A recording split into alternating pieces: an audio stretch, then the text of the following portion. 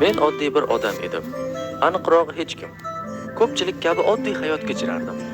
Erta turib ishga borardim, kun bo'yi ishlardim va kechasi uyga charchagan holda qaytardim. Lekin uyga qaytganimda eshik yonida turgan ayolim va qizimning tabassumi meni barcha charchoqlardan xalos etardi va shu zahoti yuragim quvonchga to'lib ketardi. Men uchun ularning yonidan boshqa joy yo'q edi. Ammo bu baxt uzoqqa cho'zilmadi. Shahrimizga qora o'lat kirib keldi. O'lim tezda atrofimizni o'rab oldi. Doktorlar esa kasallikka qarshi qanday kurashishni bilishmasdi.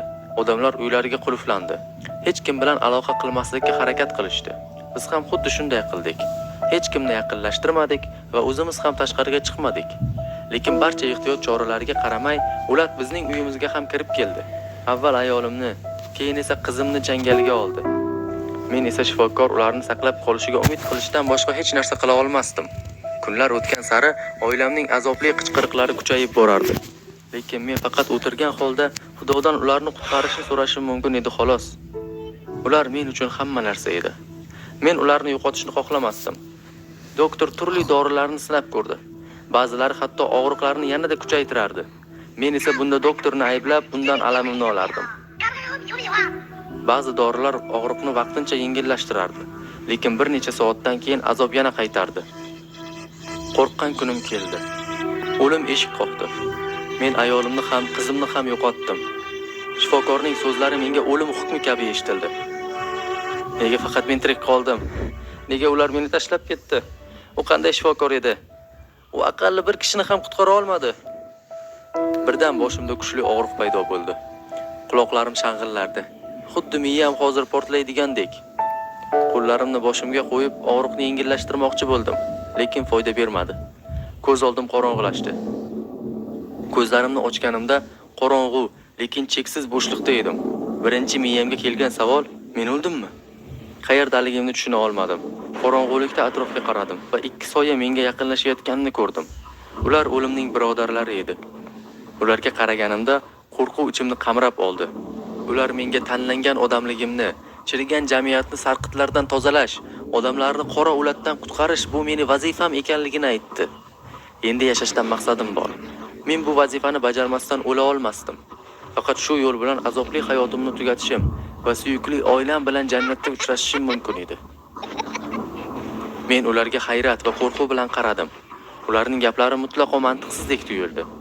Men tanlanganman, dunyoni qutqarishim kerak. Qanday be'ma'ni gaplar. Birdan ko'zlarim ochildi. Qimirla olmasdim, lekin atrofga qaradim. Mening miyam asta-sekin yana ishlay boshladi. Ko'p o'tmay qo'llarimda qandaydir namlik his qildim. Nafas olish qiyin edi. O'zimga kelganimda o'lat doktor kiyimida edim. Yo'q, kiyim emas. Bu mening terim edi. Yuzimdagi niqob mening asl yuzim edi. Qo'llarimga qaradim. Ular qonga botgandi. Oldimdagi doktorning jasadini ko'rganimda dahshat ichida ortga tisarildim. U qon ichida yotardi. Men doktorni o'ldirgandim. Endi men boshqa odam edim. Birdan o'lim birodarlari bilan bo'lgan g'alati tushum esimga tushdi. Ular aytganlarning hammasi to'g'ri edi. Bularning barchasi rostligini, endi nima qilishim kerakligini tushundim. Lekin men bunga ishonishni xohlamasdim. Kiyimimni yechib tashlashga harakat qildim, lekin bu faqat og'riq keltirardi. Oilamning o'limi azobi yetarlicha og'ir edi. Endi doktorni o'ldirganim gunoh hissi ham qo'shildi. Shaharga chiqib odamlar bilan gaplashishga harakat qildim. Bir ayol yonimga kelib, qizini qutqarishimni yolvorib so'radi. Ammo javob bergunimcha u yerga yiqildi. Atrofdagilar o'z ishidan chalg'ib qo'rquv bilan menga qarashardi. Ular uchun men maxluq edim. Shoshgancha ayolning nafas olayotganini, yurak urishini tekshirib ko'rdim. Ammo xavotirim haqiqatga aylandi. Ayol o'lgandi. Shunda atrofdagilar mendan uzoqlashdi. Ular mendan qo'rqayotgandi. Ularga yaqinlashishga urinsam, hammalari xuddi yirtqich hayvondan qochayotgandek qichqirib yugurishardi. Bir-birlarini itarib, mendan uzoqlashishga harakat qilishardi. Bir necha kun o'tgach, men hayotdan to'ydim. O'lim birodarlari aytganidek, odamlarga yordam berishga urindim. Kasallarni davolashga harakat qildim. Ammo ularga tegishim bilan darhol o'lib qolishardi. Hatto shunchaki ko'chada yursam ham ko'plab odamlarning o'limiga sabab bo'lardim. Keyin odamlar mendan qocha boshladilar. Go'yo mening o'zim qora o'lat edim. Ularni ayblay olmasdim. Chunki mening qo'limdan faqat o'ldirish kelardi. Men qo'llarim bilan o'limni boshqara olishimni angladim.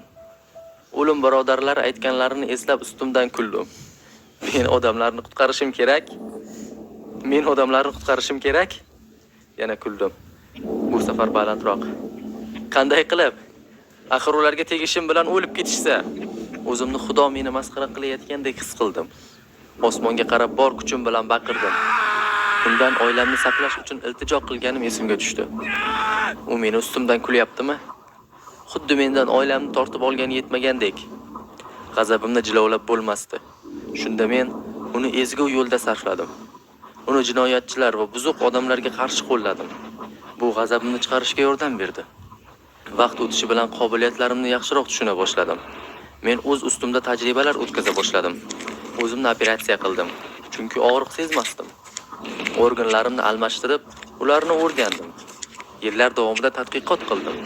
Son-sanoqsiz yomon odamlarni o'ldirdim. Ularning jasadlarini yoki ulardan qolgan narsalarni o'rmonga tashladim. Men qarimayman, kasal bo'lmayman. Men immunitetman. Oddiy insonlardan ustunroqman. Endi mening vazifam bu qobiliyatni boshqalarga tarqatish, ularga ham abadiy hayot berish. Yillar o'tdi, texnologiyalar rivojlandi. Men mamlakatdan mamlakatga sayohat qilib, yangi bilimlarni o'rgandim. Nihoyat Fransiyada tadqiqotimning so'nggi bo'shlig'ini topdim. Endi hamma narsani to'liq tushunib, qobiliyatlarimni to'liq nazorat qila olaman. Va albatta, odamlarga yordam beraman. Shunda ular hech qachon yaqinlarini yo'qotmaydi.